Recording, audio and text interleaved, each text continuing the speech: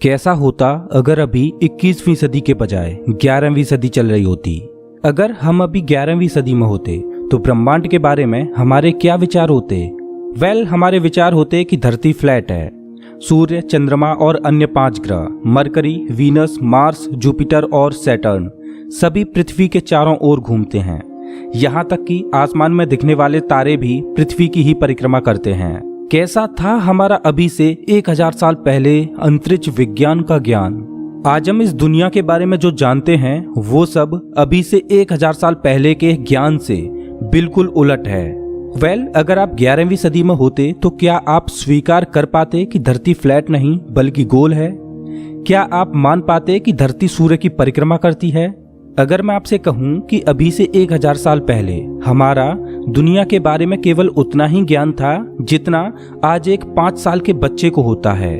बिना किसी टेलीस्कोप के हमारे पूर्वजों ने जो खोजें की वो काबिले तारीफ हैं। आज हम भले ही तकनीकी तौर पर इतने एडवांस हो चुके हैं, आज हमें ब्रह्मांड के बारे में जो नॉलेज है उसको हासिल करने में हमारे पूर्वजों ने अपना पूरा जीवन दांव पर लगा दिया। नमस्कार दोस्तों, मैं हूं श्याम तोमर। स्वागत करता हूं आपका इस वीडियो में जिसमें हम जानेंगे कि कैसे एस्ट्रोनॉमी प्राचीन से आधुनिक बनी।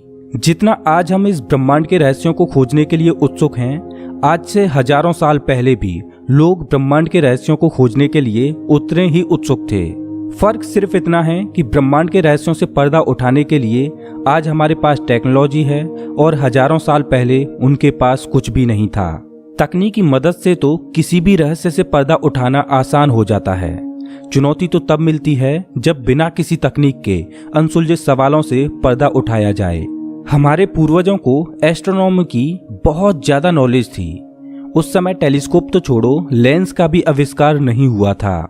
दरअसल प्राचीन काल में हमारे पूर्वज स्टार कॉन्स्टेलेशन को बड़े ही ध्यान से ऑब्जर्व किया करते थे, और करें भी क्यों ना, क्योंकि उस समय घड़ी या कैलेंडर का आविष्कार नहीं हुआ था। समय को मापने की कोई भी तकनीक ना होने के बावजूद भी प्राचीन लोग समय का अनुमान लगाने में माहिर थे, क्योंकि वो रात के समय में आसमान को बड़े ही ध्यान से पढ़ते थे, जिससे उन्हें ऋतुओं के बदलने का अंदाजा लग पाता। लेकिन उस समय वो लोग ये नहीं जानते थे कि आसमान में मौजूद तारे आखिर हैं क्या। प्राचीन लोगों के लिए हर रोज सूर्य का पूर्व से निकलकर पश्चिम में ढलना, रात के समय में चांद का चमकना और चंद्रमा के आकार का घटना बढ़ना और रात के काले आसमान में तारों का झिलमिल कर चमकना उनके लिए ये किसी चमत्कार से कम नहीं था। इसलिए वो लोग इन सब प्राकृतिक घटनाओं को धार्मिक तौर पर जोड़ देते। उस दौर में विज्ञान का इतना विकास नहीं हुआ था कि वो लॉजिकल तरीके से इन सब प्राकृतिक घटनाओं को समझ पाते। लेकिन प्राचीन समय में उन्होंने तारों को पढ़ने में इतनी महारत हासिल कर ली थी कि वो लोग स्टार कॉन्स्टेलेशन को नेविगेशन के तौर पर इस्तेमाल करते थे। वो लोग सूर्य और चंद्रमाओं को भगवान के रूप में पूजते थे। हालांकि आज भी कुछ धर्मों में लोग चांद सूरज को देवताओं का दर्जा देते हैं। प्राचीन समय में जब चंद्र ग्रहण या सूर्य ग्रहण लगता तो वो मानते कि उनके भगवान पर संकट आन पड़ा है और किसी राक्षस ने उनके भगवान को खा लिया है। जब प्राचीन समय में वो लोग तारों को पढ़ते थे तब वो एक चीज नोटिस करते कि कुछ तारे ऐसे हैं जो अपनी जगह हर रोज बदलते हैं। अब ऐसा कैसे संभव है? स्टार कॉन्स्टेलेशन में सभी तारे अपनी अपनी जगह पर स्थिर होते हैं, लेकिन कुछ गिनती के ही तारे ऐसे थे जो हर रोज अपनी स्थिति बदल लेते। प्राचीन खगोलविदों ने एक और चीज नोटिस की कि जो तारे हर रोज अपनी जगह बदलते थे वो आसमान के अन्य तारों की अपेक्षा कुछ ज्यादा ही चमकते थे। हर रोज अपनी जगह बदलने वाले तारों को पढ़ने के बाद प्राचीन खगोलविदों ने ये निष्कर्ष निकाला कि जो बॉडीज अपने स्टार कॉन्स्टेलेशन में स्थिर हैं, जो अपनी जगह नहीं बदल रही, वो सब तारे हैं, और जो बॉडीज हर रोज अपनी जगह बदल लेती हैं वो सब ग्रह हैं। बिना किसी टेलीस्कोप के ग्रहों को खोज निकालने का क्या कमाल का लॉजिक था उनका। उन्होंने बिना किसी टेलीस्कोप के आसमान में 5 ग्रहों को खोज लिया: मरकरी, वीनस, मार्स, जुपिटर और सैटर्न। हालांकि प्राचीन खगोलविदों ने बिना किसी टेक्नोलॉजी के 5 ग्रहों को तो खोज लिया, लेकिन उस समय वो लोग ये मानते थे कि सभी 5 ग्रह पृथ्वी का ही चक्कर लगाते हैं और सूर्य, चंद्रमा भी पृथ्वी का ही चक्कर लगाते हैं। हालांकि उस समय उनको ये भी नहीं पता था कि धरती गोल है। वो मानते थे कि धरती फ्लैट है। यूरेनस और नेपच्यून प्लैनेट को नेकेड आई से नहीं देखा जा सकता, इसलिए वो लोग इन ग्रहों की खोज नहीं कर पाए। खोजे गए 5 ग्रहों को वो लोग देवताओं का दर्जा देते थे। समय गुजरता रहा और वो लोग समुद्रों के रास्ते लंबी लंबी दूरियां तय करने लगे। जब वो विशाल समुद्रों के बीचों बीच होते तो वो लोग नोटिस करते कि उन्हें समुद्रों के किनारे दिखाई नहीं देते। हो सकता है कि ज्यादा दूर आने की वजह से उन्हें किनारे दिखाई नहीं देते हों, लेकिन वो लोग ये भी नोटिस करते कि जब कोई शिप सामने से आती तो सबसे पहले उन्हें उस शिप की चोटी दिखाई देती। जैसे जैसे शिप पास आती जाती वैसे वैसे शिप का ऊपरी हिस्सा और ज्यादा दिखने लगता।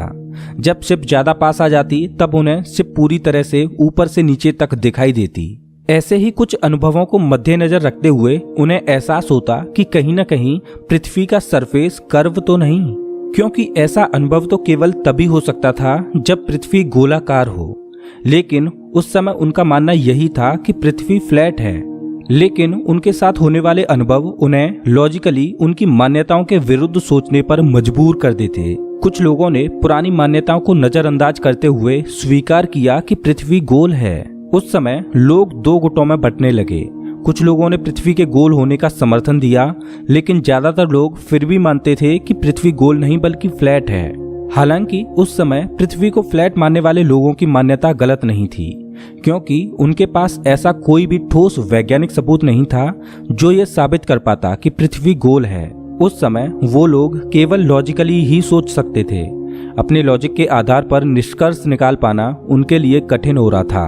उन्होंने कुछ और चीजों को भी नोटिस किया, जैसे चंद्र ग्रहण के दौरान चांद पर परछाई का गोलाकार बनना। ये भी इसी तरफ इशारा कर रहा था कि पृथ्वी गोल है।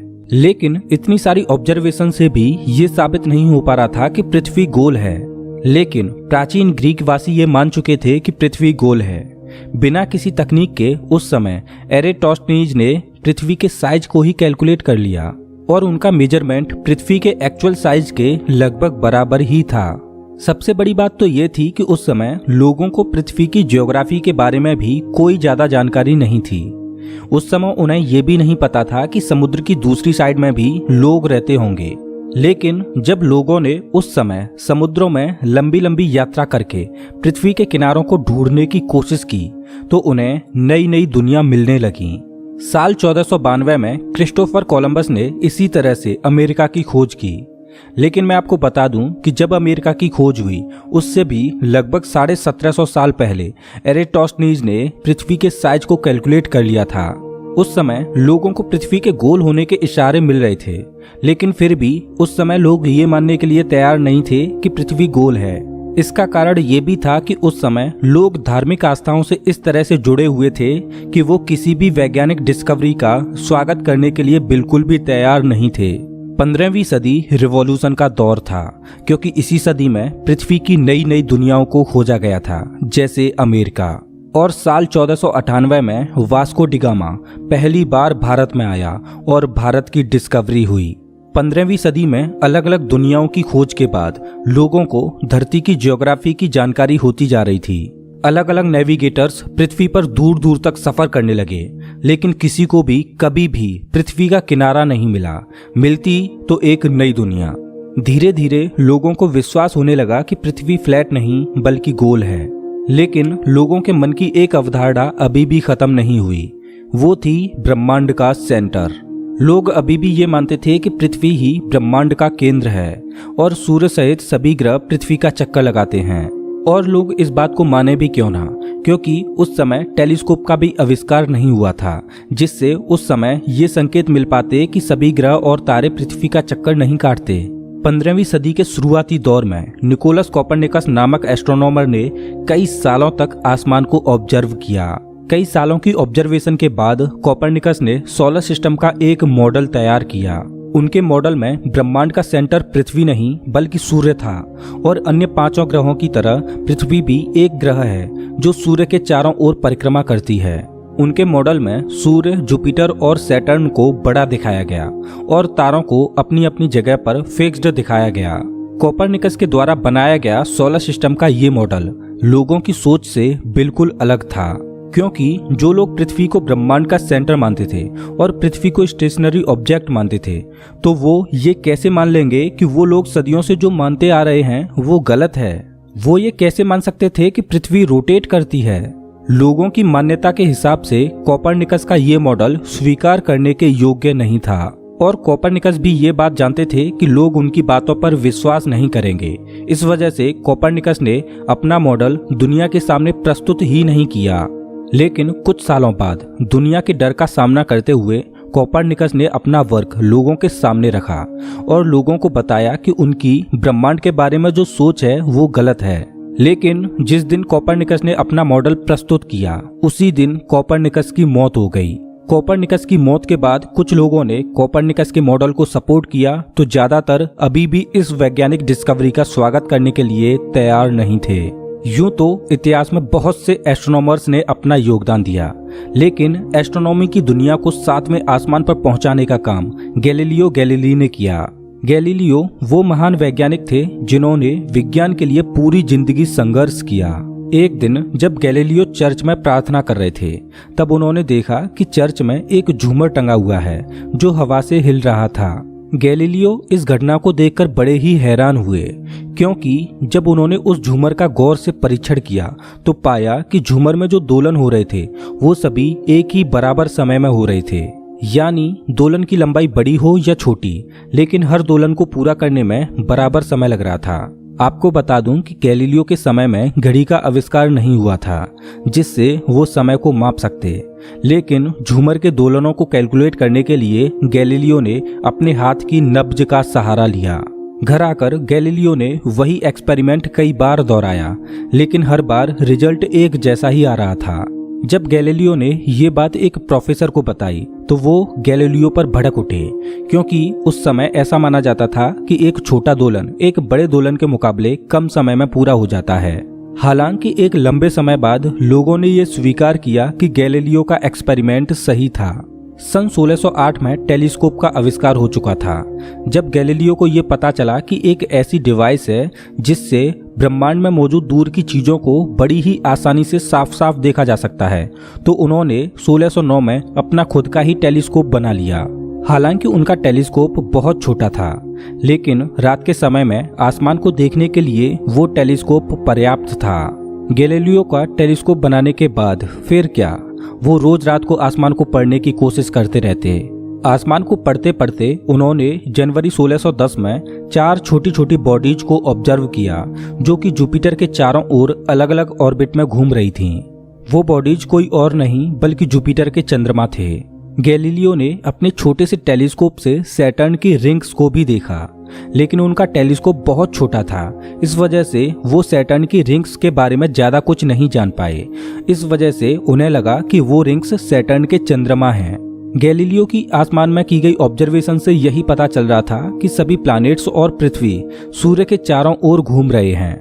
ये बात जब लोगों को पता चली तो लोगों ने गैलीलियो को भला बुरा कहना शुरू कर दिया और चर्च के पादरियों ने तो उन पर मुकदमा ही लगा दिया कि वो लोगों को गुमराह कर रहे हैं और पवित्र बाइबल की बातों के विपरीत कह रहे हैं। उस समय धार्मिक आस्था इतनी बड़ी हुई थी कि विज्ञान की किसी भी खोज के लिए कोई भी जगह नहीं थी। उस समय चर्च का ये मानना था कि पृथ्वी ही ब्रह्मांड का सेंटर है।